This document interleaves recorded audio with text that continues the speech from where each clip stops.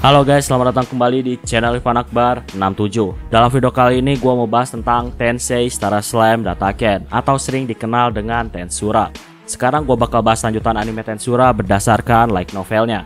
Di video ini, gue bakal merangkum light novel Tensura volume 12. Video ini adalah part 1 dari pembahasan volume 12. Video ini adalah kelanjutan dari video sebelumnya. Jadi buat kalian yang belum nonton video yang sebelumnya, kalian bisa nonton videonya terlebih dahulu. Video ini satu udah jelas spoiler untuk lanjutan animenya. Jadi buat kalian yang gak suka spoiler, kalian bisa close video ini. Sebelum kita mulai, gua mau ngingetin lagi ke kalian, jangan lupa untuk subscribe channel ini. Dan jangan lupa juga untuk nyalain loncengnya, supaya kalian dapat notif kalau channel ini update video terbaru. Cerita dimulai dari kisah Yuki. Jadi Yuki ini adalah orang yang jenius. Di dunia sebelumnya, Yuki itu sangat jenius. Tapi Yuki nggak mau nunjukin kemampuannya. Yuki nggak mau terlibat dalam hal yang merepotkan. Kehidupan Yuki sangat membosankan. Yuki bisa mendapatkan apapun yang dia mau. Bahkan Yuki itu bisa mendapatkan uang dengan sangat mudah. Tapi sayangnya ketika SMA, kedua orang tua Yuki harus meninggal dalam sebuah kecelakaan. Satu-satunya yang selamat hanyalah Yuki. Jadi ceritanya, Yuki sama keluarganya lagi pergi pakai mobil. Dan tiba-tiba mobilnya tuh ditabrak sama truk. Nah, hanya Yuki lah yang selamat. Dan sejak saat itu, Yuki berpikir kalau dunia nggak adil. Yuki berpikir seperti itu karena supir truk gak punya kualifikasi yang layak sebagai supir. Jadi, ada sebuah perusahaan yang sedang sibuk dan mereka butuh pekerja tambahan. Perusahaan buru-buru nyari orang. Istilahnya tuh perusahaan pakai supir tembak. Nah, supirnya ini kurang handal dalam ngendaliin truk. Hal itulah yang menyebabkan kecelakaan. Perusahaan di sini nggak dapat hukuman dan hanya sang supirlah yang dijadikan tersangka. Yuki ngerasa kalau itu nggak adil dan nggak masuk akal. Sejak saat itu, Yuki selalu berpikir untuk menghancurkan dunia dan dia mau membangun ulang peradaban. Tentunya untuk membuat itu terwujud, Yuki harus jadi orang yang berpengaruh seperti para politikus. Sayangnya, sebelum impian Yuki tercapai, dia tuh ditransfer ke Isekai. Yang mentransfer Yuki adalah Kazarim. Jadi, Kazarim saat itu dipenuhi dendam karena kematiannya. Walaupun Kazarim udah mati, Kazarim masih bisa pakai rohnya untuk memanggil orang dari dunia lain. Kazarim manggil orang dari dunia lain karena dia butuh tubuh fisik. Sayangnya Kazarim malah memanggil Yuki. Kazarim gak bisa mengambil alih tubuh Yuki. Ketika ditransfer ke Isekai, ternyata Yuki dapat skill untuk mengubah dunia, yaitu skill Unique Creator. Dengan skillnya itu, dia bisa menggagalkan rencana Kazarim yang ingin mengambil alih tubuhnya. Yuki juga sejak saat itu bertekad untuk menjadi penguasa dunia, dan dia mau mengarahkan dunia kepada jalan yang benar. Oke, sekarang kita kembali ke masa kini. Jadi, setelah kebangkitan Kronoa, Yuki udah berpikir dan dia mutusin bahwa jalan terbaik adalah kabur dari Kronoa. Yuki berpikir kalau Kronoa dikalahkan, maka Yuki lah yang selanjutnya akan diincar oleh para Demon Lord, yang saat itu adalah Leon, Luminas, dan Rimuru. Makanya saat itu Yuki tuh memilih untuk kabur dari Kronoa. Tapi sayangnya dia malah bertemu dengan seorang pria dan gadis berambut biru. Footman menyerang mereka, tapi gadis berambut hijau menahan Footman. Ternyata mereka adalah Guy, Mizari, dan Ren. Guy bilang kalau dia tuh tertarik sama Yuki. Yuki pun menyapa Guy dan dia mengajak Guy untuk bergabung dengan Yuki. Tentunya Guy tuh langsung menolaknya. Ketika mengobrol, Yuki nyimpulin kalau Guy punya hubungan dengan Kaisar Rudra dan mereka berdua saling bermusuhan. Yuki berpikir kalau Guy mau menghentikan Yuki untuk menuju pihak Rudra.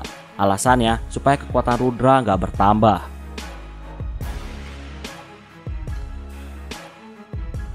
Setelah banyak berpikir, Yuki pun mutusin untuk menantang Guy. Yuki bakal ngeluarin semua kekuatannya ketika berhadapan dengan orang terkuat di dunia. Yuki yakin bisa menang kalau pertarungannya tuh 1 lawan 1. Guy tertawa ketika Yuki menantangnya bertarung. Mizari dan Ren memancarkan aura membunuh yang dahsyat. Mereka tinggal menunggu perintah dari Guy. Tanpa perintah, mereka tuh gak bakal bergerak. Bagi mereka, Guy terlalu kuat. Mizari dan Ren bisa dihancurkan dengan mudah oleh Guy. Makanya mereka tuh gak mau ceroboh dan hanya menunggu perintah dari Guy. Laplace berpikir kalau mereka gak bakal menang melawan Guy dan yang lainnya. Laplace pun mikirin langkah terbaik apa yang harus mereka lakuin. Laplace juga mikirin cara supaya bisa bebasin Footman yang ditahan oleh Mizari. Tapi nggak lama, Guy menyuruh Mizari untuk bebasin Footman. Yuki tahu kalau sihir maupun skillnya tuh nggak bakal bisa bekerja melawan Guy. Dan akhirnya Yuki pun menendang kepala Guy. Tapi ternyata tubuh Guy sangat keras dan Guy gak merasakan apapun. Karena Yuki menyerang, Guy bilang kalau Yuki harus menghiburnya. Kalau nggak bisa menghibur, maka Guy akan membunuh semuanya. Tangan Guy pun berubah jadi api yang membentuk naga, dan itu menyerang Yuki. Walaupun Yuki nggak kesakitan karena dia punya skill anti sihir, sayangnya api Guy itu nggak mau berhenti, dan akhirnya membakar apapun. Yuki terus dikelilingi oleh api, dan lama-kelamaan Yuki akan mati karena kehabisan oksigen. Guy bilang kalau dia nggak bakal serius melawan Yuki. Alasannya karena Guy udah mengetahui rahasia dari kemampuan Yuki. Yuki kaget karena Guy dengan mudah bisa mengetahui semua kemampuannya hanya dalam serangan pertamanya. Yuki terus direndahkan oleh Guy. Perbandingan kekuatan mereka tuh kayak langit dan bumi. Walaupun gitu, Yuki mencoba untuk tetap tenang dan dia masih percaya diri bisa menang. Tapi pada akhirnya Guy terlalu kuat dan Yuki pun terbaring di tanah. Laplace yang melihat kekuatan Guy, dia hanya terdiam. Walaupun Laplace sangat kuat, Laplace tahu kalau Guy adalah orang yang gak akan pernah bisa dia kalahkan. Laplace pun memberanikan diri dengan berpura-pura berkhianat pada Yuki. Laplace mau ngasih kesempatan Yuki untuk kabur. Guy hanya tersenyum. Gak lama, Yuki bangun dengan susah payah. Yuki tahu kalau Laplace berpura-pura. Yuki sangat kesal pada dirinya sendiri karena dia terlalu lemah. Gak lama, Yuki mendengar suara misterius. Suara itu bilang kalau dia bakal ngasih kekuatan kepada Yuki kalau Yuki mau bertukar tempat dengannya. Suara itu juga bilang kalau dia akan membuat impian Yuki menjadi kenyataan.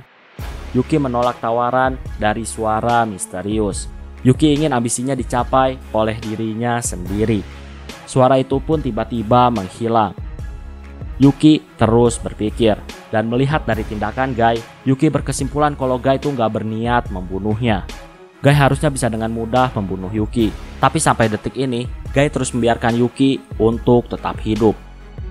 Yuki bilang kalau tujuannya adalah menguasai dunia. Jadi walaupun bergabung dengan Kaisar, pada akhirnya Yuki akan tetap pada ambisinya.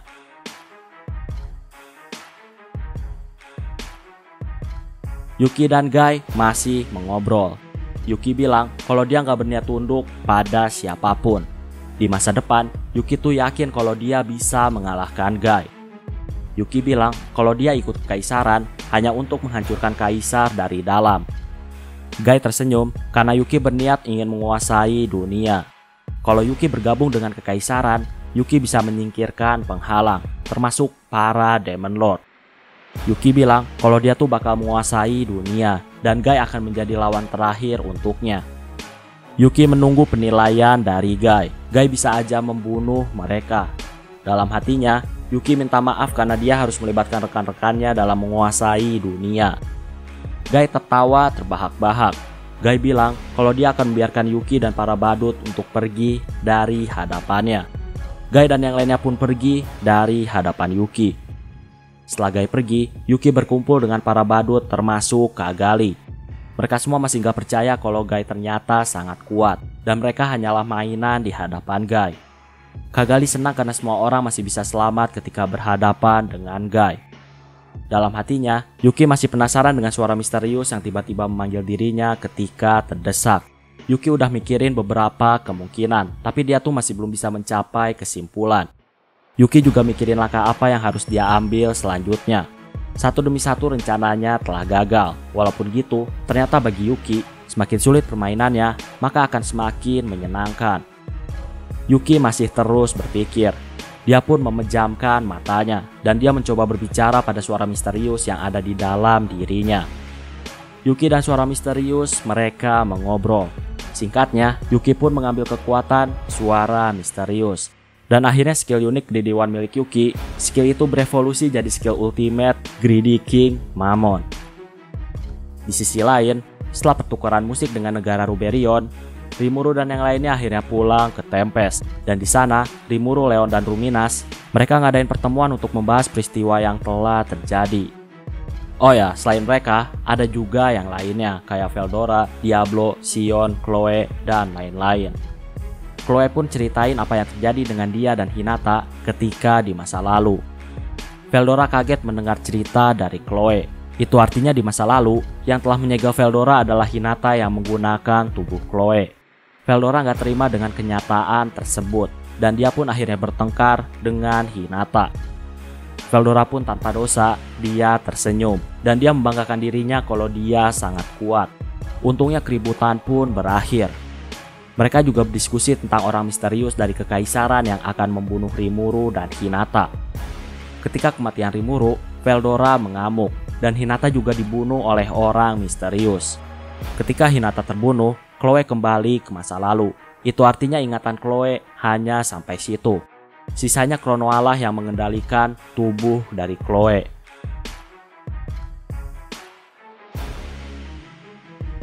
Oke, sekarang gue mau cerita tentang masa depan yang dialami sama Chronoa. Chronoa cerita, setelah Hinata dibunuh oleh orang misterius, Chloe pun kembali ke masa lalu. Dan Chronoa saat itu jadi nggak terkontrol. Saat itu, ada dua orang yang kehilangan kontrol, yaitu Veldora dan Chronoa.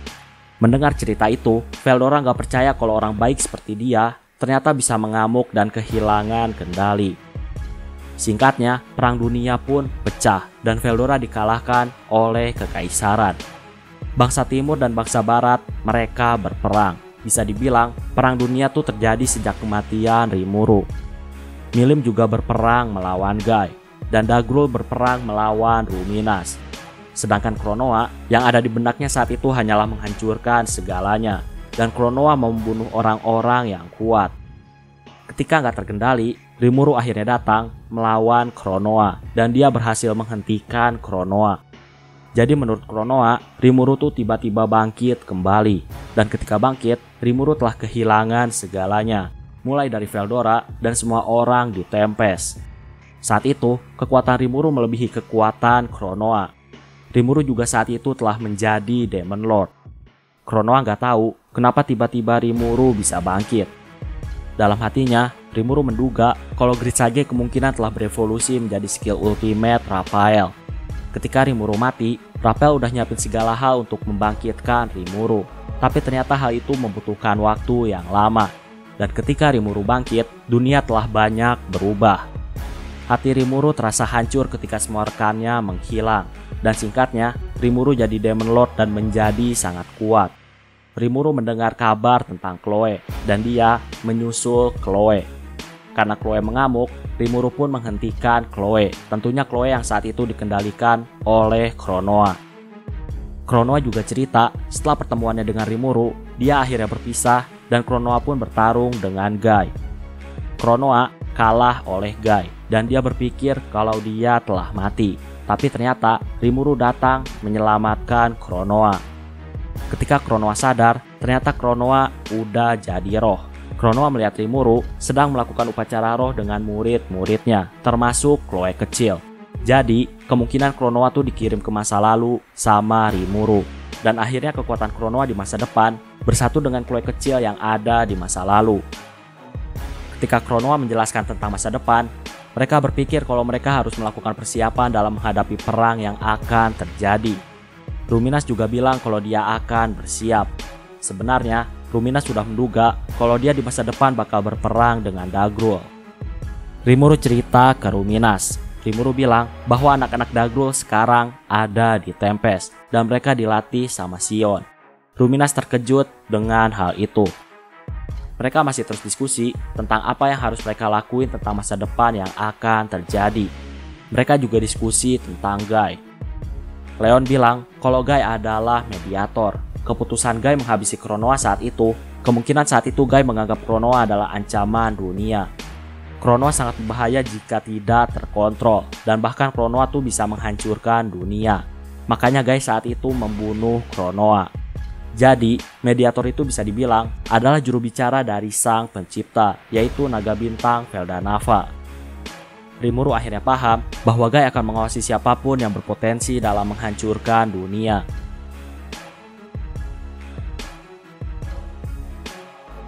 Mereka semua masih mengobrol. Rimuru nyaranin supaya Leon tuh ceritain semua yang terjadi kepada Guy. Leon setuju karena hal itu ada hubungannya dengan masa depan dia dan Chloe.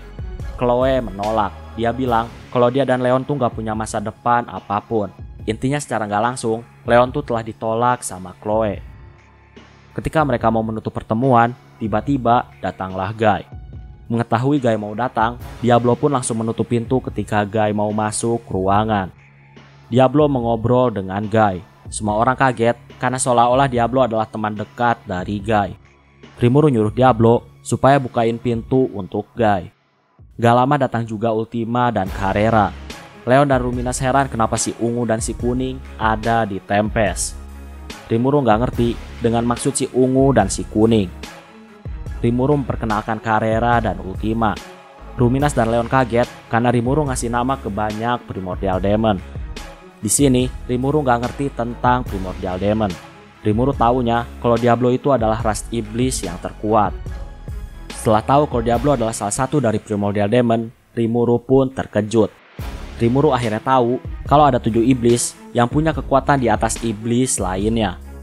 Raphael hanya diam. Raphael selama ini mengira kalau Rimuru udah tahu tentang Primordial Demon. Ternyata Rimuru tuh nggak ngerti apapun tentang Primordial Demon.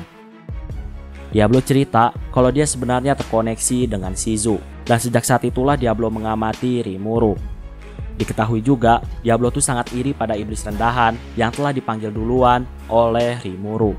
Diablo saat itu terus bersabar dan akhirnya dia pun dipanggil oleh Rimuru.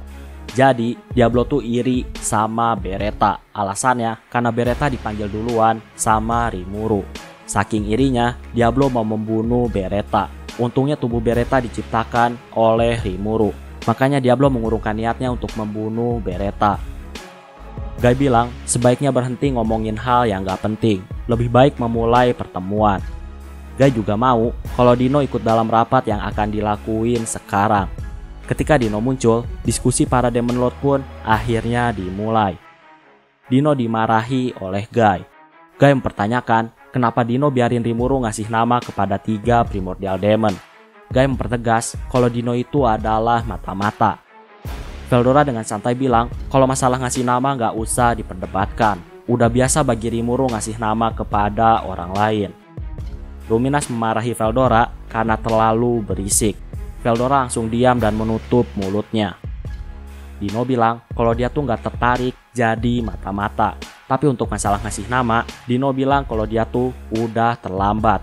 Dino terlalu terkejut karena Rimuru tiba-tiba membawa 3 Primordial Demon.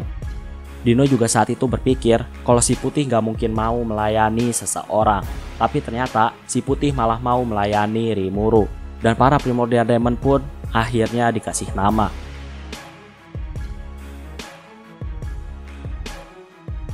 Rimuru bilang kalau dia nggak tahu apa-apa tentang Primordial Demon. Yang Rimuru tahu, mereka cuma iblis yang akan bekerja dengannya. Dan Rimuru pun menyuruh Diablo untuk memimpin para iblis. Intinya, Rimuru ngikutin alur cerita dan melimpahkan semua kesalahan kepada Diablo. Diablo terlihat sangat senang karena Rimuru percaya padanya. Padahal Rimuru bertujuan untuk gak ikut campur dalam keributan. Dan dia melimpahkan kesalahan pada Diablo. Tapi ternyata Diablo tuh malah senang. Guy pun akhirnya menyerah. Guy tahu kalau Diablo dari dulu orangnya sangat aneh dan jalan pikiran Diablo sangat aneh.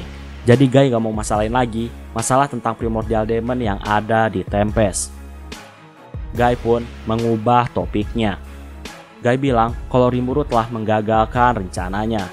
Guy telah mengamati dunia. Ketika melihat Granbell bertindak untuk menyerang Luminas, Guy pun bertindak dan dia menyuruh Mizari untuk membunuh para dewan. Tujuan Guy cuma satu, membuat para pemimpin negara barat takut sama Demon Lord. Dengan begitu, bangsa barat akan bersatu. Jadi, keluarga Rosso adalah keluarga yang paling berpengaruh di barat. Nah, kalau Granbell kalah dan mati, maka keluarga Rosso akan musnah. Kalau hal itu terjadi, maka akan terjadi perang kekuasaan di negara barat. Kalau tiba-tiba Kekaisaran Timur memulai perang, maka bangsa barat pasti kalah telak. Alasannya, karena bangsa barat dalam kondisi terpecah belah karena mereka tuh lagi memperebutkan kekuasaan. Makanya, Guy membuat rencana supaya bangsa barat bersatu, yaitu dengan membunuh para dewan. Tapi dengan hadirnya Testarossa, rencana Guy gagal dan keseimbangan bisa rusak. Makanya sekarang Guy menyuruh Rimuru untuk bertanggung jawab. Rimuru berpikir kalau tindakan Guy punya tujuan yang baik, tapi tindakan Guy ini terlalu radikal. Gak lama Diablo pun berbicara. Diablo bilang cara yang Guy pakai adalah cara usang dan lama. Walaupun menanamkan ketakutan pada manusia, pada akhirnya manusia tuh bakal lupa dan gak bakal takut lagi. Kalau udah seperti itu, manusia akan mengulang sejarah dengan berperang memperebutkan kekuasaan. Manusia dari dulu selalu mengulang kisah yang sama. Diablo bilang kalau Rimuru tuh punya pendekatan yang berbeda. Rimuru mau membuat sistem ekonomi yang baru. Dengan begitu, manusia akan tunduk pada sistem yang baru. Diablo bilang kalau Rimuru akan menguasai ekonomi dunia, dan Rimuru bakal mengendalikan dunia tanpa harus menumpahkan darah. Diablo bilang dunia yang akan diciptakan Rimuru adalah dunia yang dipenuhi kebahagiaan. Di sana tuh bakal ada film, komik, novel, musik, hiburan, dan lain-lain. Dengan dunia yang dipenuhi oleh kebahagiaan, orang-orang pasti bakal berterima kasih kepada Rimuru, dan mereka akan saling bahu-membahu untuk mempertahankan kebahagiaan mereka. Mereka nggak akan mau berperang. Alasannya karena perang akan merenggut kebahagiaan yang telah mereka raih. Dengan begitu, dunia akan damai. Tentunya itu nggak semudah rencana, tapi Diablo yakin kalau Rimuru bisa mencapai dunia yang damai. Berkat cerita Diablo, semua orang kagum sama rencana masa depan dari Rimuru. Rimuru dalam hatinya kalau dia tuh nggak pernah berpikir sampai sejauh itu. Walaupun gitu, Rimuru bilang kalau dia memang bertujuan untuk menciptakan dunia yang damai.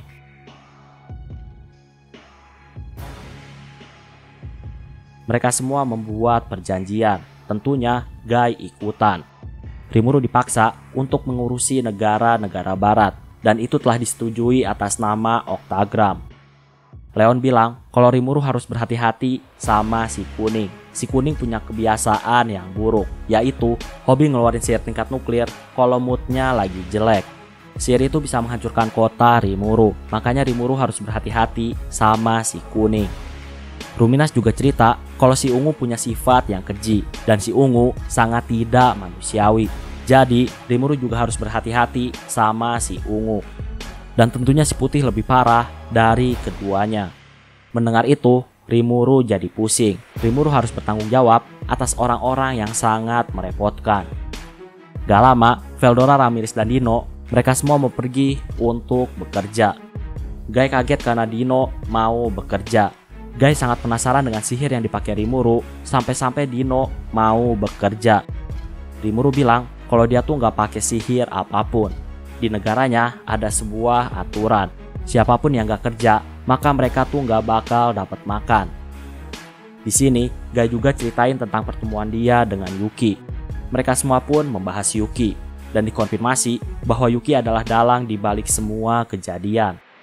Dari luar, Yuki adalah pemimpin asosiasi kebebasan, tapi di balik bayangan, Yuki adalah pemimpin organisasi bawah tanah, yaitu Cerberus. Intinya, Yuki udah bergerak sangat lama. Rimuru menganggap kalau Yuki adalah orang jenius, tapi Yuki tuh terlalu percaya diri. Bahkan, saking percaya dirinya, Yuki malah berani menantang Guy. Untungnya, Guy gak bunuh Yuki. Intinya, Guy itu cerita semua langkah Yuki adalah demi mencapai tujuannya sendiri, yaitu Yuki ingin menjadi penguasa dunia. Rimuru penasaran kenapa Guy membiarkan Yuki untuk tetap hidup. Guy bilang kalau dia butuh Yuki untuk melemahkan kekaisaran. Rimuru heran karena Guy terlalu memihak pada bangsa barat. Guy bilang kalau tugas dia adalah mencegah kehancuran umat manusia, tapi tujuan sebenarnya adalah membiarkan para iblis menguasai manusia. Rimuru masih gak ngerti tentang tujuan Guy yang sebenarnya. Mereka juga diskusi tentang kekaisaran timur yang udah siap berperang. Mereka nyimpulin kalau kemungkinan kekaisaran akan memulai perang dengan menyerang negara Dwarf. Diskusi mereka masih berlanjut.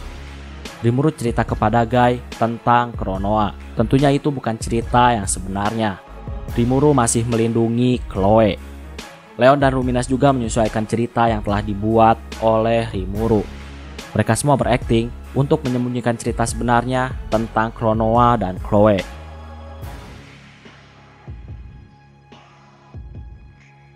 Mendengar cerita tentang pahlawan terpilih membuat Guy tertarik. Guy pun menyerang Chloe pakai pedangnya dan Chloe berhasil menahannya. Rimuru dan Raphael, mereka nggak bisa membaca pergerakan dari Guy, tapi Chloe bisa menangkis pedang dari Guy. Mereka pun saling adu pedang dan semua orang nggak bisa membaca apa yang telah terjadi. Kecepatan mereka berdua seperti kecepatan dewa. Leon kesal karena Guy menyerang Chloe. Guy bilang kalau dia tuh nggak berniat membunuh Chloe. Leon terus berisik karena Chloe mau dilukai. Chloe pun akhirnya menenangkan Leon. Setelah banyak berpikir, Raphael berdeduksi kalau Chloe tuh bisa menghentikan waktu. Makanya Rimuru nggak bisa membaca pergerakan dari Chloe. Rimuru kaget karena Chloe bisa menghentikan waktu. Rimuru berpikir kalau Chloe bisa menghentikan waktu, maka Guy punya kekuatan yang lebih gila karena Guy tuh bisa mengimbangi kekuatan Chloe. Rimuru berpikir kalau kemampuan Chloe sangat jauh di atasnya. Singkatnya, pertemuan pun berakhir. Karena matahari udah tenggelam, mereka semua pun makan. Rimuru melayani para tamu dengan makanan-makanan yang enak. Guy kagum sama makanan-makanan yang ada di Tempest. Semua orang juga tampak bahagia menikmati makanan yang ada di Tempest. Selesai makan, tiba waktunya bagi para Demon Lord untuk pulang. Leon bilang kalau Chloe bosan di Tempest, maka Leon akan langsung menjemput Chloe. Leon berharap kalau Chloe itu tinggal di negaranya. Chloe menolaknya. Chloe mau di Tempest. Alasannya karena di Tempest ada teman-temannya. Dan tentunya karena di Tempest ada Rimuru. Walaupun gitu, Chloe ngasih pelukan perpisahan kepada Leon. Leon bilang kalau Chloe butuh sesuatu, maka Leon akan dengan senang hati membantu Chloe. Leon pun berbisik kepada Rimuru. Intinya, Rimuru harus bisa memastikan bahwa Chloe tidak dalam kondisi berbahaya. Karena kasihan dengan Leon, Rimuru pun berjanji. Dia bilang kalau dia nggak bakal menempatkan Chloe dalam bahaya. Sebelum Guy pergi, Diablo mau cerita sesuatu. Guy tahu sifat Diablo, dan kalau Diablo udah cerita, maka bakal panjang. Guy pun bilang kalau dia lagi buru-buru, dan dia nggak bisa mendengar cerita Diablo. Dan akhirnya para Demon Lord pun pergi dari Tempest.